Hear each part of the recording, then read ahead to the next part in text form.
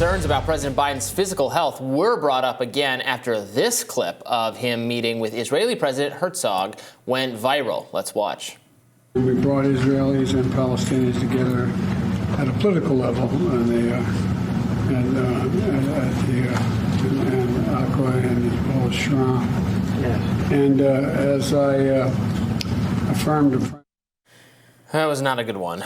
He looked very out of it, almost asleep, slumped over, and I think it's unintelligible. I had no idea what he was saying. Totally fair for people to see that, to wonder, how could he possibly make it 4 more years if reelected in 2024? It's unfathomable to imagine this man doing meetings like this for 5.5 more years. He has to get through the campaign season. I mean, Robby, we've obviously talked about this a great deal, and I know that you've expressed some skepticism when I'm open to the idea that Biden is not going to be the nominee. And I know that your view is that that Biden isn't going to want to step down, and I agree that Biden's not going to want to step down. But when I look at the maneuvering that people like Gavin Newsom have been doing, setting themselves up for favorable press coverage, positioning themselves in a certain sort of way, when I look at the character of the stories that are coming out of the White House from insiders who are suddenly speaking to the press about their concerns about Kamala Harris or other actors who might be the presumptive nominees in Joe Biden's stead, it seems to me that even if there's some ambiguity about what the outcome is going to be here, many people closer to this issue than you or I are anticipating that something might happen that would preclude Joe Biden from finishing the course. I mean, if he has a major health episode, I think it's possible. I don't think him just seeming extremely old and extremely tired, because he's not going to want to give it up. He can't really be made to do so. And then also, it's even though that is so hard to watch, and there's got to be voters who are like, I can't vote for this guy, it's not so obvious that a Gavin Newsom, or certainly not a Kamala Harris, other people in the mix-ish, sort of, are so much more extraordinarily popular than Joe Biden, are much more likely to win. I agree. And so those are the two parts of the puzzle that aren't coming together. I agree that there's not a ton of good options for the Democrats. Yeah. But just because you have many bad options doesn't necessarily mean you stick with the guy who can stay awake through a meeting with the president of one of our closest allies. I mean, I'm just trying to play this out. What if this happens once a month? He gets one of these, I'm an older gentleman gaffes once a month. How do they start to pile up in the context of an election season where other sprier candidates, including RFK Jr. Within the Democratic Party, are sitting down for 3-hour podcast interviews with people like Joe Rogan, are able to go on The View and sit up straight and not, even if he's getting attacked, seem I mean, he barely competent. campaigned last time and it worked out, but he, of course, had the excuse of the pandemic. Excuse. And there was a large field where there was divided interest among a lot of people. Joe Biden, frankly, I mean, obviously I'm talking about the primary. And then, I feel like because people were voting so much against Donald Trump, that was part of what fueled him. I think this time around, they're going to have another opportunity to do so. Yeah. That's going to be the same circumstance. Although there are a lot of people who are frustrated that their fidelity to the Democratic Party and their support in beating Trump has been taken advantage of, in their view, by Joe Biden, who made a lot of promises that he did not follow through upon when he became president. Starting immediately with the $2,000 checks, moving on to not doing student debt cancellation, moving on to not doing student debt cancellation for HBCU graduates in particular, which was an argument that he was making in Georgia, which he very much needed to win to get the Senate. It felt very manipulative to people, especially a lot of black people who were screamed and hollered at and told they weren't going to be black. You ain't black if you don't vote for Joe Biden. And then all of these criminal justice reforms, George Floyd Justice and Policing Act, all of these promises were reneged upon and not mentioned again. And so I've heard organizers say they're going to have a lot tougher time knocking on doors for Joe Biden, saying, you got to do it this time. You got to do it to beat Trump. You got to do it to save the interests of black people, et cetera, when they've experienced over the Biden administration Roe falling, affirmative action falling, all of these things. I understand that the wheels were set in motion in the Trump administration and these Supreme Court appointments, but people's experience of life is that maybe it was, even to a lot of Democratic voters, better under the Trump administration than the Biden administration. Again, not necessarily Biden's fault. There's inflation, there's the pandemic, all of this stuff, but people's experiences might lead them to believe that it's not worth voting for someone that they don't actually believe in or respect just to keep Trump out of the White House when they survived Trump in the White House.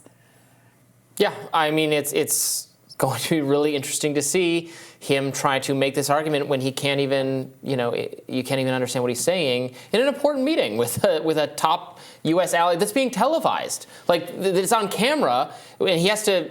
Does he not understand, like, if you can't be on all the time, you got to be on at least for the, couple minutes the camera's rolling here, and to not have that awareness or ability just doesn't speak. That's what's scary. And look, I understand it's an exhausting job. Has to travel a lot. Has to. Yes, it is. Speak, has to and campaigns on top are of a lot even of more things. Exhausting. Yeah. Well, he just didn't do it last time. He just didn't do it. Look, I am a lot more unnerved by something like this than I am him tripping over a bag. Who amongst us hasn't klutzed out before? But who makes the call? Okay, let's game this out. Yeah.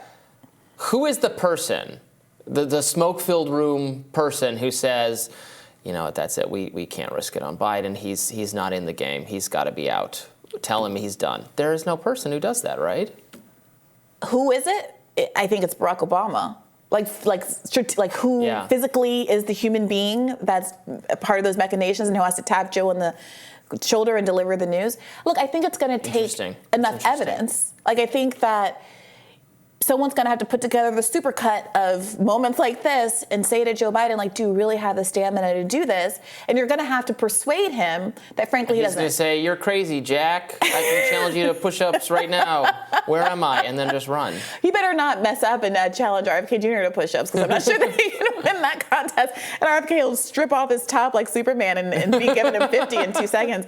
But, I think that it's not going to be tomorrow. I think that he has to demonstrate much more of physical vulnerability to be persuaded to step down. He has to truly, I think, embarrass himself before he would choose not to run.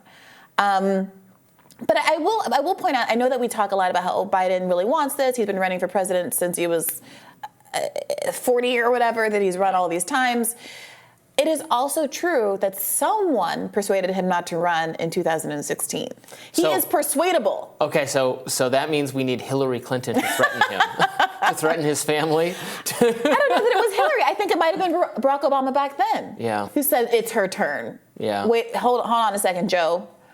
And obviously I think that he was emboldened by history showing that he sat it out. Well, that was Hillary kind of lost. the deal that was struck in the whole 2008 shaking out. Okay. Yeah. I'm Barack Obama. I won. Hillary, you're going to be my Secretary of State. Joe Biden, you're going to be my Vice President. But when this is all said and done, you're already a little too much older than her. Although no one is. Neither of you are old or particularly young in this situation. In the back. You're going to get to be Vice President. Good for you. But then when it's all said and done, Hillary gets to run in 2016.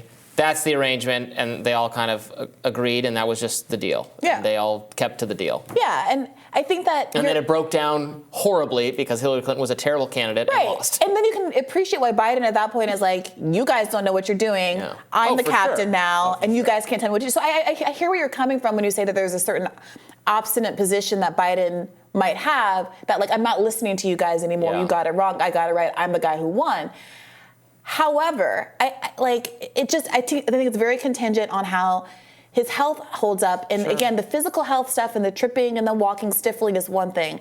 The cognitive health and the inability to stay awake for a short meeting with the president of Israel. Yeah. When you're sitting in a chair, just to stay awake.